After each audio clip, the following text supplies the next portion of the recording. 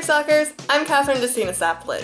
Today we're trying this beer, VanderGhinste. This beer should be fun because it is a West Flanders specialty, which is where I'm from. Here's the bottle cap. This word down here says Kortrijk, which is really next door to me. It's only 40 minutes away, which by Belgian standards may not actually be next door. It is for me though. This beer is a mixed fermented beer. You have two different beers that are used. There is the Oud Bruin beer, which is a mix of barley, hops, wheat, and caramelized malt, which is then mixed with the Lambic and then left to age in oak barrels for 18 months. The end result is this red-brown sour Belgian beer. So my hopes are a little high, not only because it is supposed to be a specialty of the region, but it's also part of the Belgian family brewers. So if this sucks, I'm gonna be so sad. I didn't get the head too well on this, and this is the color and what it looks like. It's all bubbly. I know this is supposed to be a red-brown beer. Oh yeah, well if you hold it up to the light, there's definitely more red, but when you just look at it, it looks like soda with like a copper tint to it. I don't know, in my mind, I'm seeing soda right now. Ooh, oh wow. Oh, this is nice. It's not the typical beer smell. It's more like candy. Yeah, if I was to go out and there was candy and it was supposed to be beer flavored, like this is how I would expect it to smell. It smells really sweet too. Just gonna say, it smells nice. So let's try this beer. Gezondheid.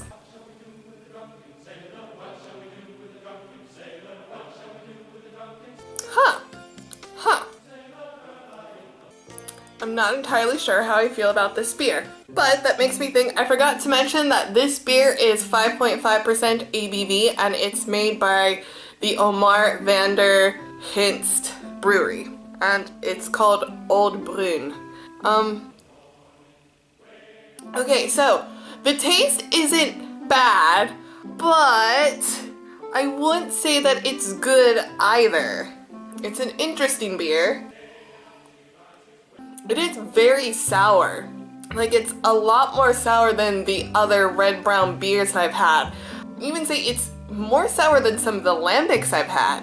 And I like that sour taste, but there's so many different tastes in there that it doesn't seem to be marrying well in my mouth. This is the flavor that I get. It's like you're salted with this really sour taste, and it's like a lemon sour. It is a bit puckering, so I think for the average person, this might actually be super sour because I don't think lemons are sour. Then you have this little slight sweet taste, and then it ends on a salty sour taste. And I don't like the salty sour taste. I don't like my beers to taste salty. That's weird. Yeah, in fact, that's my issue with this beer. It has a good beginning, it has a good middle, and then it's just the ending like fizzes out. It's like, aw, poor beer. Let's finish it. Taste up. Yes, this was the small bottle.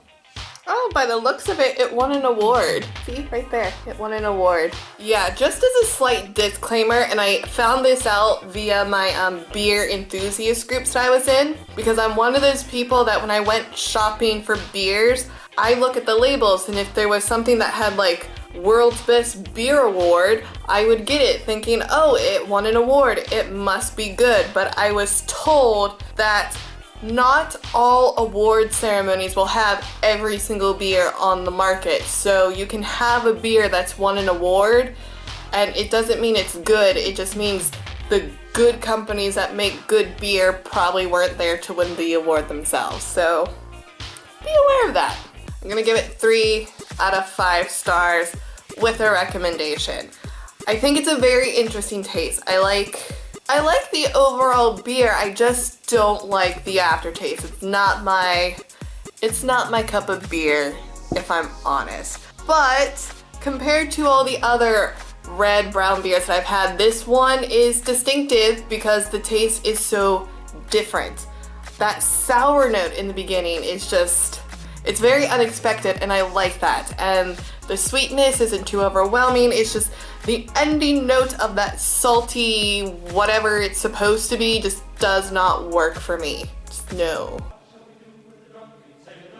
It's good enough that I'm gonna finish it though, so that should tell you something.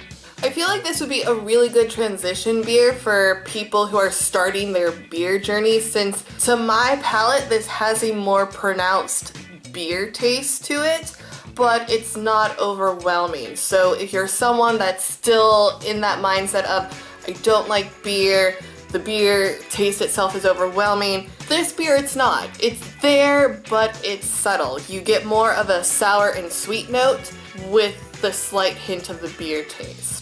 That's just my thoughts though. This is a good beer though, you should try it, because for no other reason than it's a specialty of the region. If you have any beers that you'd like me to try, leave your recommendations in the comments below. Be sure to come back on Fridays when I post new Beer Mistress beer reviews, and if you can't wait that long, then check out one of my playlists. If you haven't already, hit that subscribe button, give this video a thumbs up, and be sure to ring the bell for notifications. You can follow me on Twitter, and all my social links are in the description below. And if you don't know, I have a blog. You should check it out. I write interesting stuff in there from time to time. I'll see you guys in the next video. Tootsies, my applesines. I don't know why it says Kortrijk on here, because when I was doing research on it, I didn't see that it was in Kortrijk. It was just supposed to be a specialty of the region. The address here, it's some other place. So why does it say Kortrijk here? If you know, tell me. I want to know this stuff. I really like this. It was nice. I'm very happy with my choice.